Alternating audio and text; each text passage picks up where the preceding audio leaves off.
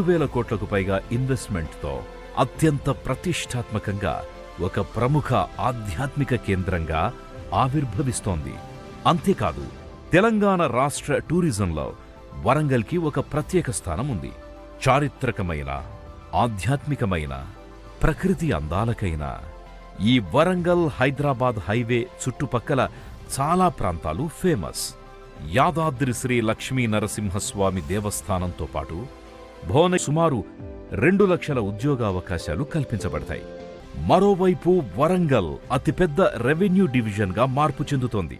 అటు కేంద్ర ప్రభుత్వం వరంగల్ని స్మార్ట్ సిటీ జాబితాలోకి చేర్చడం, ఇటు రాష్ట్ర ప్రభుత్వం వరంగల్ని 2వ రాజధానిగా అభివృద్ధి చేస్తుండడంతో వరంగల్ ఒక పొటెన్షియల్ నగరంగా మారే దిశగా అడుగులు వేస్తోంది. మరొక కీలకమైన ప్రాంతం ఉప్పల్ పోచారం కారిడార్.